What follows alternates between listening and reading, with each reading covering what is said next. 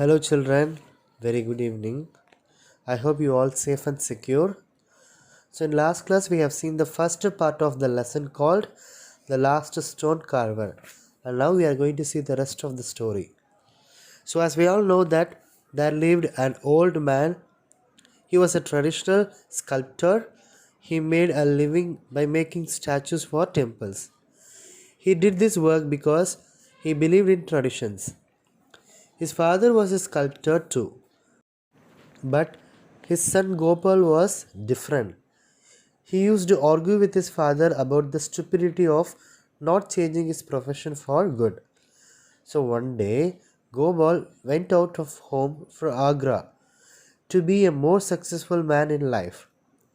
The older man knew that his son's decision was good, but he was helpless.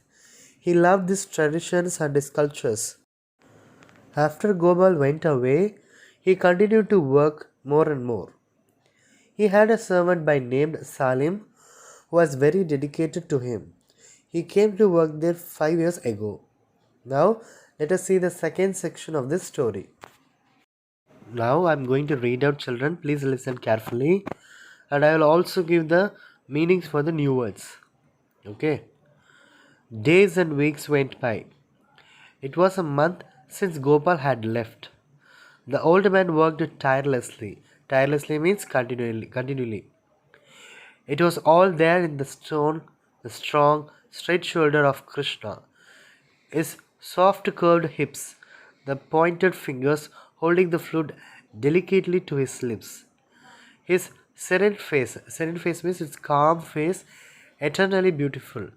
The old man could see it in the stone. He could feel it. He only had to get it free with the chisel.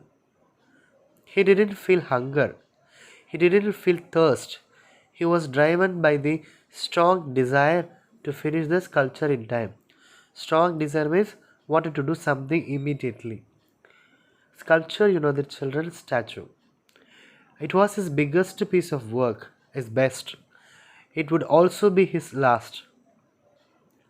On and on he worked, his chisel striking, that is, beating the stone again and again. But then came the day when the old man felt his strength ebb means decreasing. His shoulders began to ache, his arms felt heavy, and his vision blurred. Blood means not clear. Overcome with fear, he sank to his knees and prayed. The old man prayed a lot these days.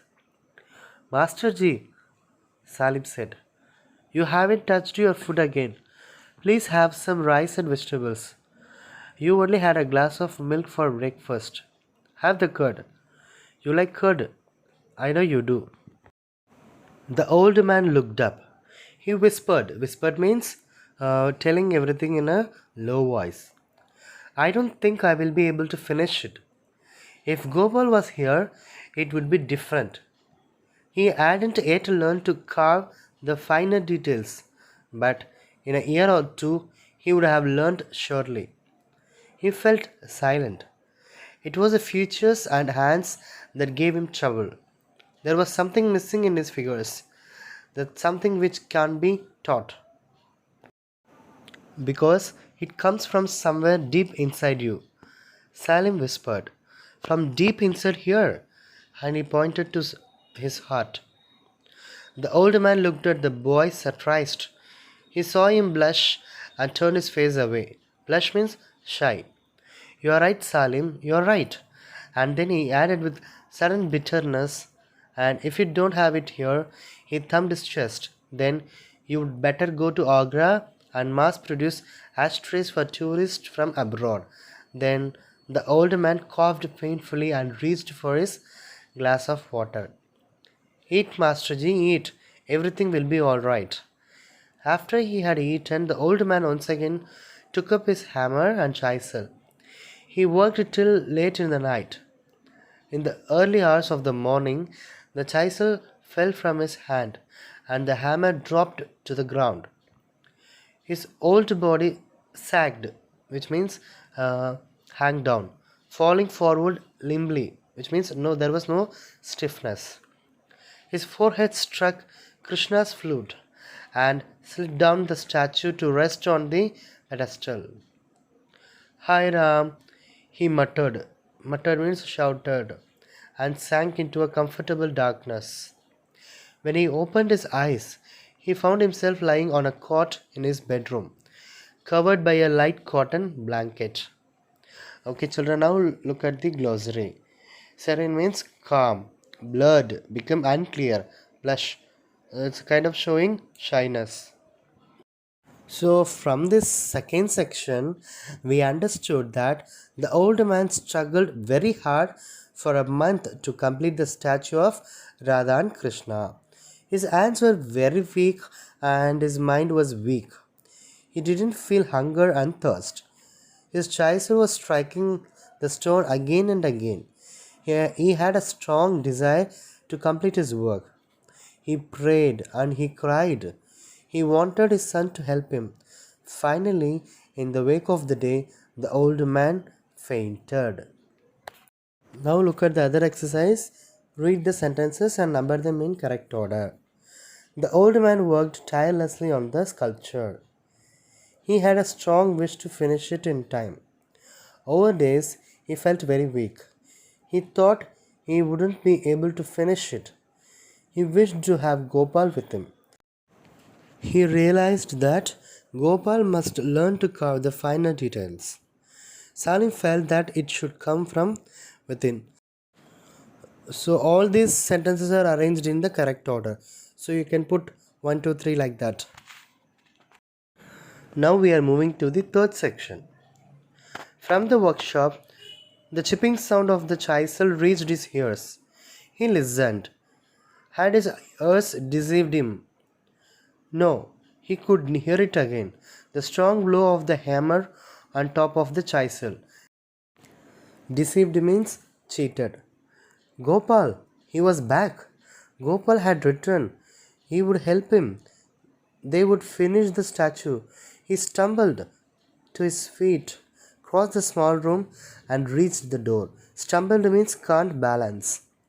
Gopal, he was about to shout when the words froze on his lips, which means struck or stopped. No, he wanted to cry out, "Stop, stop the work," but he couldn't move. Shock had immobilized. Immobilized means he cannot move. He was, standing like a statue because of the shock. He stood staring at the back of the young stone carver, working on the face of the statue, on the eyebrows, arcing over a pair of fine eyes. But it wasn't his son sitting cross-legged before the biggest statue he had ever carved. It was Salim, his servant. The old man watched, stunned. The first wave of shock, fear, and anger passed to give way to a feeling of great relief and happiness. "Hi Ram," the old man whispered. "Hi Ram," and tottered over, which means unsteadily moving, to the boy. Dropping his hand on his shoulder, he said softly, "Salim."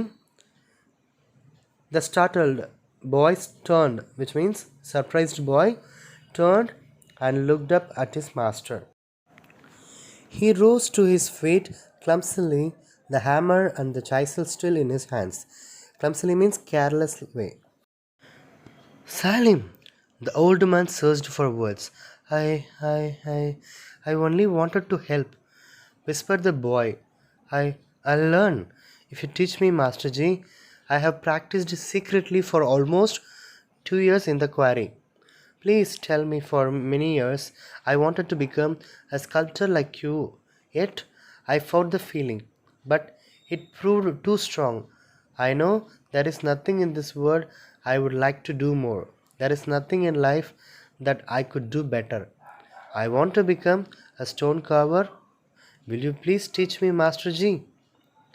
The old man pulled the boy's head against his shoulder and whispered, "There is nothing I can teach you, my son, beta. Go ahead.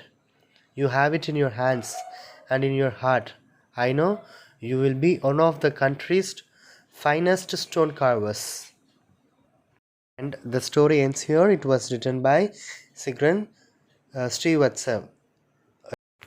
She is an Indian author of German origin. She is a multifaceted artist, a writer, a sculptor, and an illustrator. As a writer, she has written over 25 books for children of all ages. Now look at the glossary. Stumbled means lost balance, immobilized, stopped from moving, tottered over, moved unsteadily way, startled, surprised. So what happened next day when the old man opened his eyes, he saw someone completing the statue that he had left unfinished. Was it Gopal? He thought.